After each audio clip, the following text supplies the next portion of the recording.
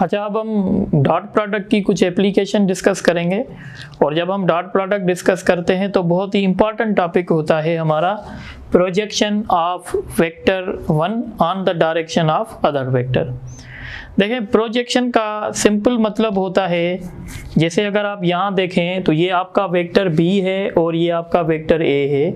ये vector b जो है वो इंक्लाइंड है थीटा डिग्री पे a के हिसाब से। अब अगर हम इस b को रिजॉल्व करेंगे, b के अगर हम दो कंपोनेंट्स बनाएंगे तो b के दो कंपोनेंट ऐसे बनेंगे। एक कंपोनेंट b का ये बनेगा और दूसरा कंपोनेंट b का ये बनेगा। ये जो b का कंपोनेंट बनेगा वो a के डायरेक्शन में होगा और ये जो b का कंपोनेंट बनेगा वो a के परपेंडिकुलर डायरेक्शन में होगा।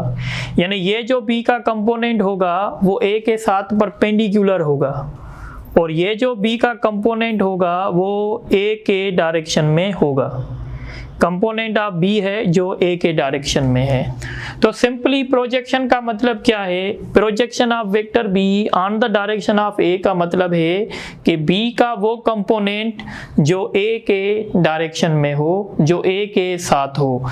यानी ये वाला जो कंपोनेंट है b का जो a के डायरेक्शन में है, इसको हम कहेंगे projection of vector b on the direction of vector a। अब आपने ये बात सुनी होगी, देखें मैंने आपको वेक्टर्स में बताया था कि भाई जब हम वेक्टर को रिजॉल्व करते हैं तो अब देखें, अब थोड़ी देर के लिए आप समझें कि ये x एक्सिस है और ये आपका वेक्टर है कोई b।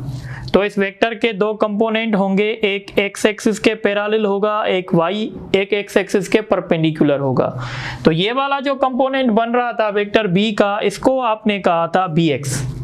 यानी ये वेक्टर b का वो कंपोनेंट है जो x एक्सिस के डायरेक्शन में है या x एक्सिस के पैरेलल है। तो आपने इसको कहा था bx और आपने इस कंपोनेंट को निकाला था b cos थीटा से, अगर आप लोगों को याद है। इसी तरीके से हम अगर b का अगर हम वो कंपोनेंट निकालना चाहते हैं जो a के पैरेलल हो, जो a के डायरेक्शन में हो, जिसको हम technically projection of vector b on the direction of a कह रहे हैं, तो इसको हम लिखेंगे ba। जैसे हम यहाँ पे लिख रहे थे bx। अब यहाँ पे समझिए x एक्सिस नहीं है, यहाँ पे a एक्सिस है, तो हम इसको पहले लिख रहे थे bx, अब हम इसको लिखेंगे ba। तो ba का मतलब होगा projection of vector b on the direction of a। और हम इसको कैसे लिखेंगे? b cos theta. अब ये थीटा क्या है? थीटा वो एंगल है जो वेक्टर b बना रहा है वेक्टर a के साथ। जैसे यहाँ पे थीटा वो एंगल है जो वेक्टर x एक्सिस के साथ बना रहा था। तो टेक्निकली b cos थीटा को हम कहेंगे projection of vector b on the direction of vector a, where theta is the angle between a and b। अब थोड़ी देर के लिए आप डॉट प्रोडक्ट को याद रखें, या डॉट प्रोडक्ट को हम थोड़ी देर के बाद देख लेंगे। अब मैं इसका वर्ड जो है वो चेंज करता हूं। अब मैं लिखता हूं projection of vector a on the direction of vector b। अब मैं a का प्रोजेक्शन निकालना चाहता हूं b के डायरेक्शन में। तो मैं अब सपोज करें मैं वेक्टर को ऐसे ड्रा कर रहा हूं। सपोज करें अब ये आपका वेक्टर b है और ये आपका वेक्टर a है और ये इनके बीच में एंगल है, तो इसके फिर से कंपोनेंट्स बनेंगे। तो ये एक कंपोनेंट बन गया a परपेंडिकुलर और ये कंपोनेंट बन गया a पैरेलल। यानी ये वो कंपोनेंट है जो b के साथ पैरेलल है। तो हम इस कंपोनेंट को कह सकते हैं कि ये प्रोजेक्शन है। किसका? प्रोजेक्शन a का है, किसके डायरेक्शन पे? b। तो हम इसको टेक्निकली लिखेंगे a b, क्योंकि प्रोजेक्शन a का है b के डायरेक्शन में, और हम इसको लिखेंगे a cos थीटा। यानी जिसका प्रोजेक्शन निकालेंगे उसके मैग्नीट्यूड के साथ cos को मल्टीप्लाई कर देंगे। प्रोजेक्शन किसका निकाल रहे थे? b का, तो हम लिखेंगे बी कॉस थीटा। प्रोजेक्शन किसका निकाल रहे थे, ए का, तो हम लिखेंगे ए कॉस थीटा। ठीक है, और थीटा क्या है, उन दो वेक्टर्स के बीच में एंगल है। अब आप आ जाएं डॉट प्रोडक्ट पे। इन दो वेक्टर की डॉट प्रोडक्ट में कैसे लिखूंगा, A dot B is equal to A magnitude B magnitude cos theta. अब टेक्निकली बी कॉस थीटा क्या है, क्या मैं कह सकता हूं बी कॉस थीटा जो है वो प्रोजेक्शन है वेक्टर बी का किसके डायरेक्शन पे, ए के डायरेक्शन पे। तो यहां से ए डॉट बी बराबर हो जाएगा मैग्नीट्यूड ऑफ ए और projection of vector B on direction of A. अगर मेरा इंटरेस्ट सिर्फ इसमें है तो ये फार्मूला हो जाएगा A dot B divided by magnitude of A. यानी अगर मुझे प्रोजेक्शन निकालना है ए का, प्रोजेक्शन अगर मुझे निकालना है बी का किसके डायरेक्शन में, ए के डायरेक्शन में, तो ये ऊपर में इन दोनों की डॉट प्रोडक्ट रखूंगा और नीचे में क्या करूंगा, इसके मैग्नीट्यूड के साथ डिवाइड कर दूंगा। ठीक है, यानी अगर मुझे प्रोजेक्शन बी का निकालना होगा तो मैं क्या करूंगा, A dot B divided by A magnitude, यानी जिसके डायरेक्शन में निकालूंगा उसके मैग्नीट्यूड के साथ डिवाइड करूंगा। अगर आप थोड़े से और टेक्निकल हो जाएं तो ये क्या है, vector divided by magnitude, unit vector. तो इसका फार्मूला ये भी हो सकता है ए कैप डॉट बी। यानी अगर आप प्रोजेक्शन निकालना चाहते हैं बी का ए के डायरेक्शन में, अब आप ऐसे याद करें भाई, डायरेक्शन देने के लिए कौन सा वेक्टर यूज करते हैं, यूनिट वेक्टर। आप किसका प्रोजेक्शन निकालना चाहते हैं, बी का, किसके डायरेक्शन में, ए के डायरेक्शन में। तो जिसके डायरेक्शन की बात होगी उसका यूनिट वेक्टर आएगा और जिसका प्रोजेक्शन निकालेंगे वो वेक्टर होगा और आप इन दोनों की डॉट प्रोडक्ट निकालेंगे। अब दो तरीके हैं याद रखने के, किसका प्रोजेक्शन निकालना चाहते हैं, बी का, किसके डायरेक्शन में, ए के डायरेक्शन में, तो ऊपर लिखेंगे ए डॉट बी और डिवाइड करेंगे जिसके डायरेक्शन में आप प्रोजेक्शन निकालेंगे, किसके डायरेक्शन में, ए के डायरेक्शन में। या दूसरा तरीका क्या है कि जिसके डायरेक्शन में निकालना चाहते हैं उसका यूनिट वेक्टर और जिसका निकालना चाहते हैं वो पूरा वेक्टर आएगा। अब इसी तरीके से अगर आप यहां देखें तो again A dot B is equal to A magnitude B magnitude cos theta. अब मैं क्या निकालना चाहता हूं, प्रोजेक्शन ए का किसके डायरेक्शन में, बी के डायरेक्शन में। तो अब ये होगा, अब मैं इसको ऐसे लिखूंगा ए कॉस थीटा, ये पूरा प्रोजेक्शन हो जाएगा, यानी इसको लिखूंगा A B, projection of vector A on direction of B, और यहां लिखूंगा बी का मैग्नीट्यूड। तो बी का मैग्नीट्यूड वहां जाके क्या करेगा, तो बी का मैग्नीट्यूड वहां जाके डिवाइड करेगा। अब ये देखें क्या बन गया, तो ये बन गया आपका यूनिट वेक्टर। तो अब मैं लिखूंगा ए वेक्टर मल्टीप्लाइड बाय बी के।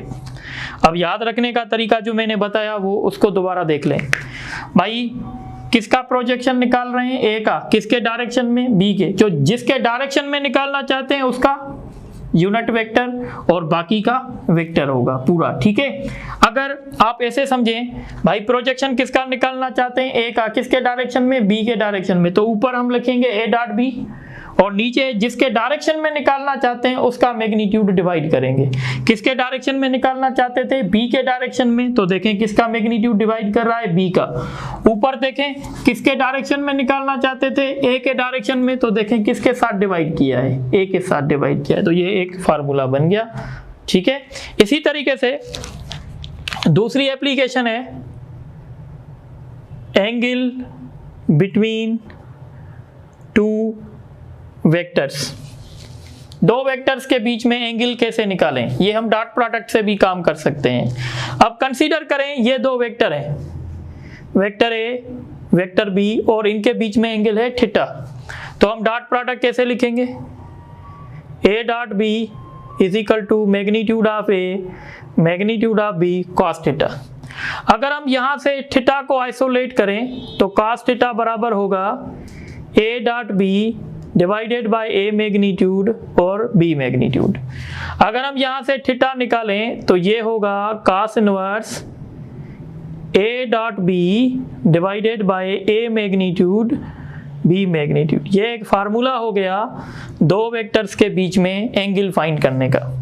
ऊपर हम लिखेंगे उन दो वेक्टर्स की डॉट प्रोडक्ट, नीचे हम लिखेंगे magnitude of one vector and magnitude of other vector. इसी तरीके से हम दो वेक्टर्स के बीच में एंगल फाइंड कर देते हैं।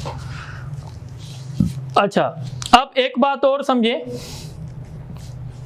अब बात आप ये समझेंगे कि जो हमारी डॉट प्रोडक्ट है वो कुछ लॉज को ओबे करती है। तो हम सबसे पहले कहते हैं डॉट प्रोडक्ट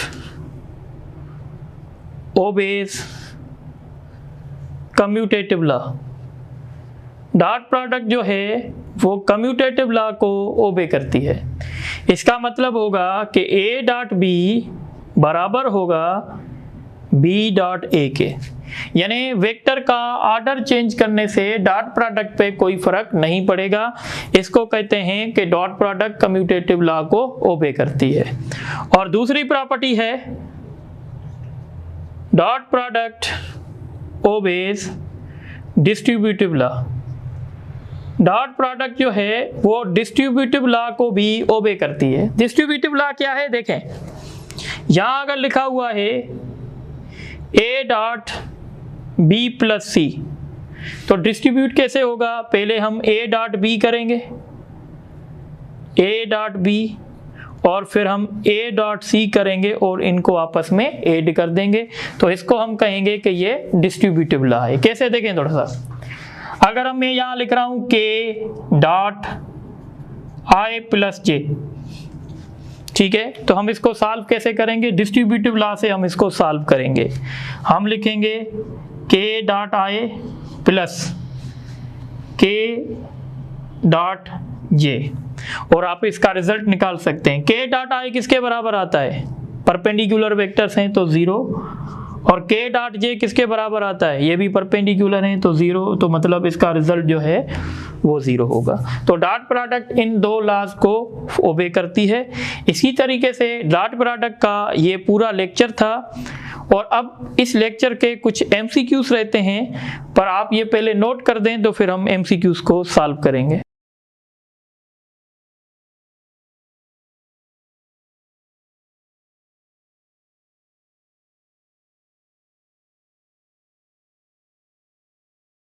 अच्छा, अब हम इस क्वेश्चन को सॉल्व करना चाहते हैं, तो इस पे हम सबसे पहले डिस्ट्रीब्यूटिव लॉ अप्लाई करेंगे। तो हम इसको ऐसे लिखेंगे आई डॉट आई प्लस जे। तो डिस्ट्रीब्यूटिव लॉ के मुताबिक आई डॉट आई होगा, फिर आई डॉट जे होगा। अब आप जानते हैं आई डॉट आई 1 के बराबर होता है और आई डॉट जे 0 के बराबर होता है। इसका मतलब है इसका रिजल्ट 1 होगा। इसी तरीके से दूसरा क्वेश्चन है find the angle between I plus J and J plus के। अब सपोज करें ये वेक्टर ए है, ये वेक्टर बी है, और आपको इनके बीच में एंगल चाहिए। तो आप एंगल कैसे फाइंड करेंगे? तो एंगल फाइंड करने का फार्मूला था theta is equal to cos inverse A dot B divided by magnitude of A and magnitude of B. अब ये तीनों पैरामीटर आपके पास नहीं है, तो मतलब आपको खुद फाइंड करना पड़ेगा। सबसे पहले ए डॉट बी फाइंड करें, आई डॉट जे और डॉट जे प्लस के। तो जब डॉट प्रोडक्ट करेंगे तो अब देखें यहाँ पे x कंपोनेंट है 1, और इस वेक्टर में x कंपोनेंट नहीं है, तो उसकी जगह रखेंगे 0, प्लस यहाँ पे y कंपोनेंट 1 है, यहाँ पे भी 1 है, और यहाँ पे z कंपोनेंट नहीं है तो 0 रखेंगे, यहाँ पे 1 है, तो ये 0 होगा, ये भी 0 होगा। तो डॉट प्रोडक्ट कितनी आ गई? 1। और क्या चाहिए हमें? a का मैग्नीट्यूड। a का मैग्नीट्यूड मतलब अब वेक्टर है, हमने इसको a कंसीडर किया हुआ है, तो 1 का स्क्वायर और इसमें z है नहीं, तो इसका रिजल्ट आएगा √2। इसी तरीके से b का मैग्नीट्यूड, तो b वेक्टर में i नहीं है तो उसकी जगह 0, 1 और 1, तो ये भी आएगा √2। अब ये सारे पैरामीटर्स आपको मिल चुके हैं। अब आप इस फार्मूले में रखेंगे cos inverse a dot b की जगह क्या रखेंगे? 1, ए मैग्नीट्यूड की जगह √2 जब 2 मरतबा अंडर रूट में कोई चीज़ आती है तो अंडर रूट खत्म हो जाता है, तो 1/2 और cos इनवर्स 1/2। देखें एक स्टूडेंट ने क्वेश्चन किया है मुझसे कि सर आपने वैल्यूज़ तो निकालना बता दिए, आप इनवर्स के वैल्यू भी बताएं। तो मैंने तो वहाँ पे उसको समझाने की कोशिश की है, पर फिर भी मैं उसका आंसर यहाँ लेक्चर में दे देता हूँ। देखें इनवर्स का मतलब होता है रिवर्स। देखें अगर मैं आपसे पूछूं cos 60 का वैल्यू क्या है तो आप कहेंगे सर 1/2। अब अगर मैं आपसे ये क्वेश्चन करूं कि वो कौन सी एंगल है cos में जिसका वैल्यू 1/2 होता है, तो उसको कहते हैं cos इनवर्स।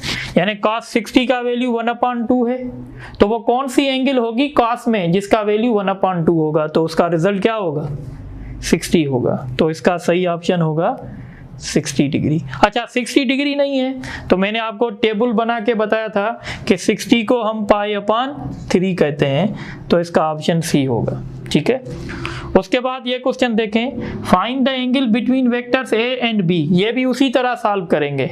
तो सबसे पहले हमें चाहिए डॉट प्रोडक्ट। तो डॉट प्रोडक्ट कैसे करेंगे, इसका x कंपोनेंट 2, इसका x कंपोनेंट 1, इसका y कंपोनेंट 1, इसका y कंपोनेंट -4, इसका z कंपोनेंट 2, इसका z कंपोनेंट 1। अगर आप इसको सॉल्व करेंगे 2 - 4 + 2 तो ये 0 आएगा।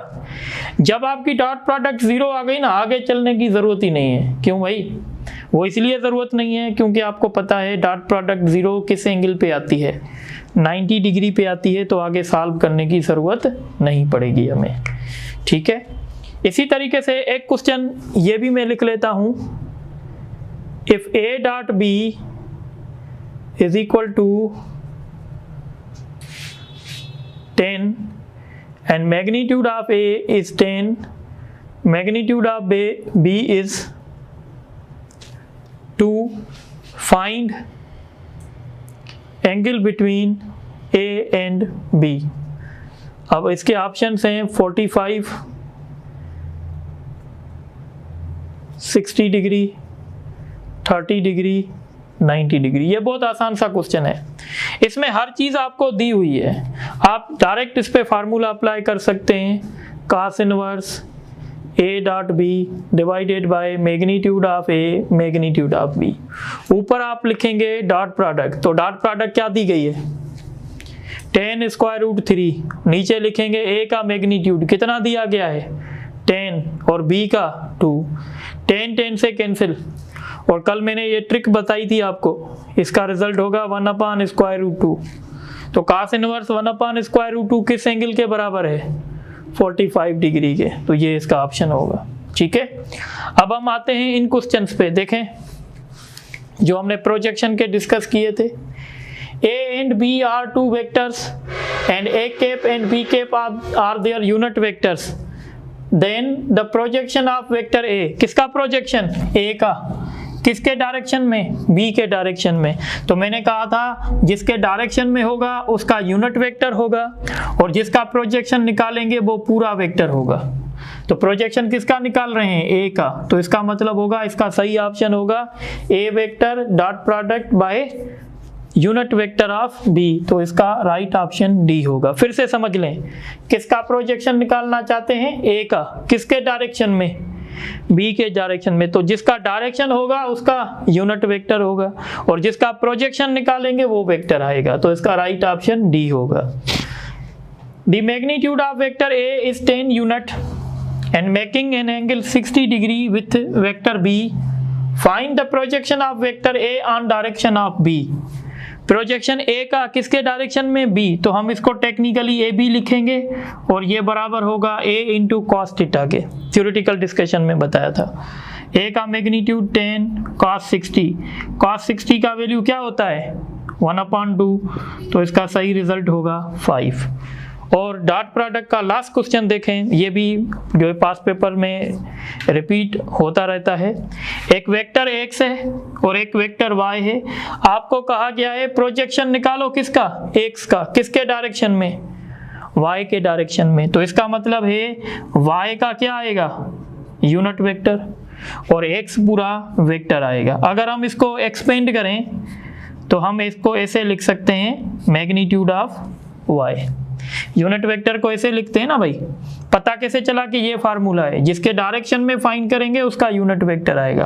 अब हमें क्या चाहिए, डॉट प्रोडक्ट। तो डॉट प्रोडक्ट हम कैसे सॉल्व करेंगे, यहां देखें x कंपोनेंट क्या है 1 और यहां क्या है 2 और यहाँ y कंपोनेंट 2, यहाँ y कंपोनेंट 1, यहाँ z कंपोनेंट -3, यहाँ पे -2। तो ये हो जाएगा 2, ये भी हो जाएगा 2, ये माइनस इंटू माइनस प्लस हो जाएगा और 6, यानी ये हो जाएगा 10। डॉट प्रोडक्ट मिल गई। अब मैग्नीट्यूड किसका चाहिए, x का, तो सॉरी y का मैग्नीट्यूड कैसे मिलेगा, 2 का स्क्वायर 4, 1 का स्क्वायर 1, 2 का स्क्वायर 4, 9 का रूट कितना आएगा 3। क्या हमने दोनों चीज़ें फाइंड कर ली हैं। तो ऊपर हम लिखेंगे डॉट प्रोडक्ट, नीचे लिखेंगे मैग्नीट्यूड, तो इसका राइट ऑप्शन सी होगा। तो इसी तरीके से आज के लेक्चर में, आज का लेक्चर एक जो है वो बहुत लंबा लेक्चर है, हो सकता है हम इसको 2 पार्ट्स में डिवाइड भी कर दें और अपलोड करेंगे बाद में, ठीक है। तो आप इस लेक्चर को अच्छे तरीके से देख लें, फिर इंशाल्लाह नेक्स्ट क्लास में हम जो है क्रॉस प्रोडक्ट आपसे डिस्कस करेंगे। और इस लेक्चर के साथ मैं आपको टेस्ट भी अपलोड कर दूंगा, जो टेस्ट प्योरली डॉट प्रोडक्ट पे बेस्ड होगी। Thank you.